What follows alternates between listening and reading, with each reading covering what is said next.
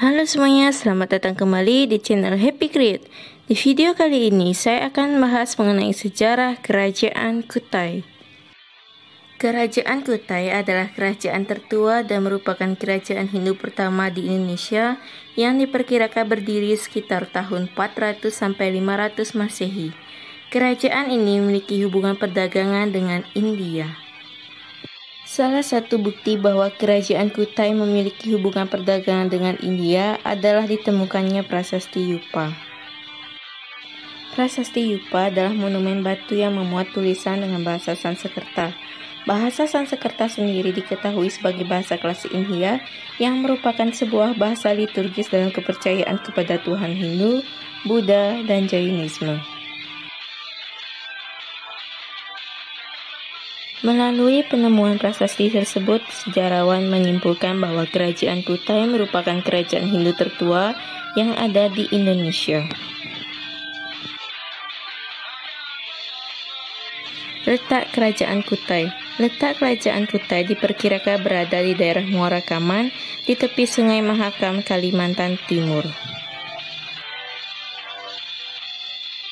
Lokasi pertemuan antara Sungai Mahakam dan anak-anak sungainya diperkirakan merupakan letak Muara Kaman di masa lampau.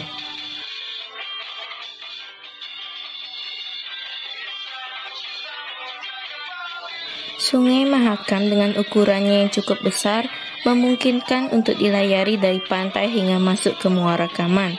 Maka dari itu bisa diperkirakan menjadi jalur perdagangan yang strategis.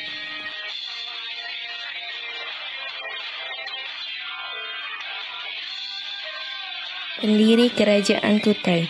Pendiri Kerajaan Kutai adalah Kudungga, yang kemudian dikenal dengan gelar Maharaja Kudungga Anumerta-Dewa Warman.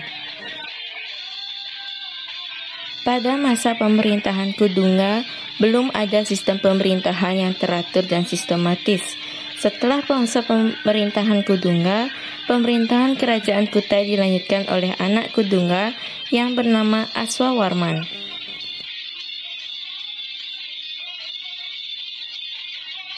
Aswawarman merupakan seorang raja yang pandai mengatur pemerintahan sehingga diberi gelar Wangsakerta yang artinya pembentuk keluarga raja. Setelah masa pemerintahan Aswawarman selesai, pemerintahan kerajaan Kutai kemudian dilanjutkan oleh anak sulungnya yang bernama Mulawarman. Mulawarman dikenal sebagai Raja Kutai yang membawa kerajaan tersebut pada masa kejayaannya. Bahkan, beberapa sejarawan menganggap bahwa Mulawarman adalah pendiri kerajaan Kutai karena ia mampu membawa stabilitas pada kerajaan tersebut. Silsilah Kerajaan Kutai. 1. Maharaja Kudungga Anumerta-Dewa Warman. 2. Maharaja Aswawarman. 3. Maharaja Mulawarman. 4. Maharaja Marawijaya Warman. 5. Maharaja Gajayana Warman. 6. Maharaja Tunggawarman. 7. Maharaja Tunggawarman. 8. Maharaja Jayanaga Warman. 9. Maharaja Nalasinga Warman. 10. Maharaja Gadinga Warman Dewa.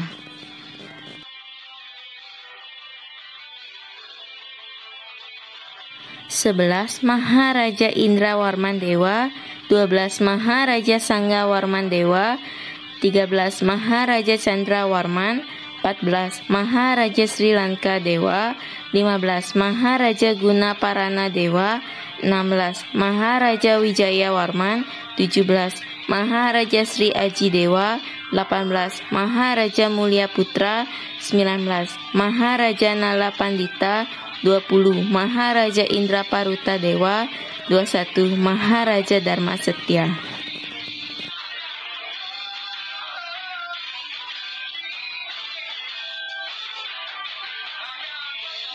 Masa kejayaan Kerajaan Kutai. Seperti yang telah disebutkan sebelumnya, masa kejayaan atau zaman keemasan Kerajaan Kutai terjadi dalam masa pemerintahan Mulawarman. Dalam salah satu prasasti peninggalan Kerajaan Kutai telah dikatakan bahwa Mulawarman telah banyak menyelenggarakan upacara selamatan emas yang sangat banyak. Para saudagar yang melewati jalur perdagangan internasional diperkirakan kerap singgah terlebih dahulu di Kerajaan Kutai. Inilah salah satu alasan kenapa Kerajaan Kutai mengalami kemajuan perekonomian yang pesat hingga mencapai masa kejayaannya.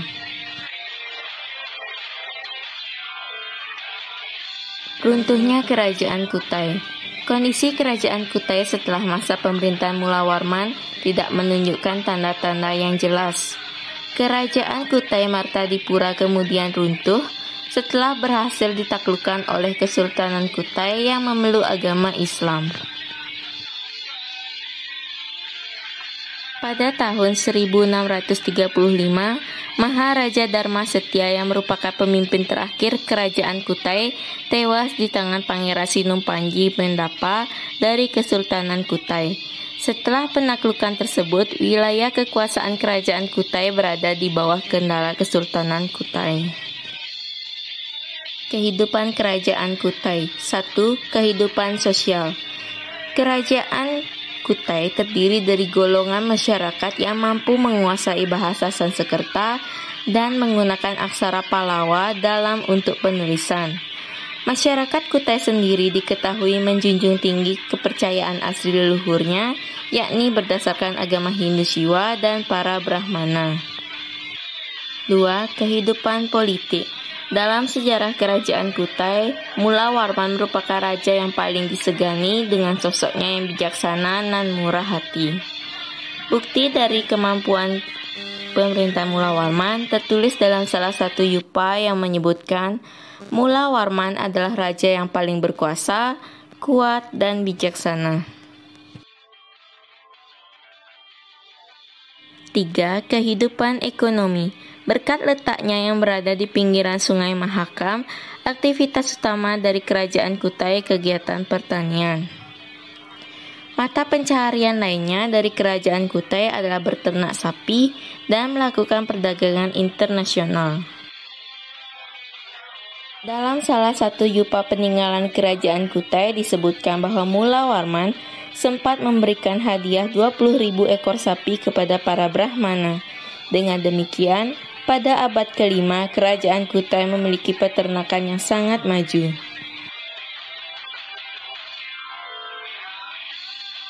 Peninggalan Kerajaan Kutai. Peninggalan Kerajaan Kutai yang paling penting adalah 7 buah prasasti yupa yang berisikan tulisan dengan aksara Pallawa dan dalam bahasa Sanskerta.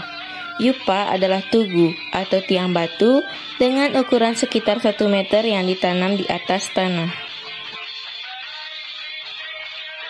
Yupa sendiri memiliki 3 fungsi utama, yakni yang pertama sebagai prasasti, yang kedua sebagai tiang pengikat hewan dalam acara keagamaan, dan yang ketiga yaitu sebagai lambang kebesaran raja. Berikut keterangan isi 7 yupa yang telah diterjemahkan oleh para ahli. 1. Sebagian besar berisi tentang silsilah raja yang memerintah Kerajaan Kutai.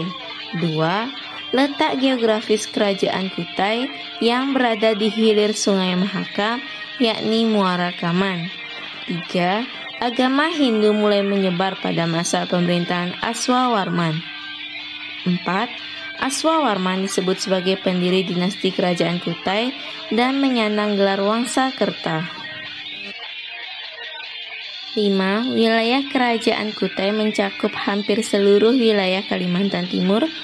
6. Menggambarkan kondisi kehidupan ekonomi Kerajaan Kutai yang sejahtera dan aman. 7. Menceritakan kebaikan Raja Mula Warman yang menyumbangkan 20.000 ekor sapi kepada para Brahmana. Sekian video dari saya, mohon maaf jika ada kesalahan. Semoga bermanfaat dan terima kasih.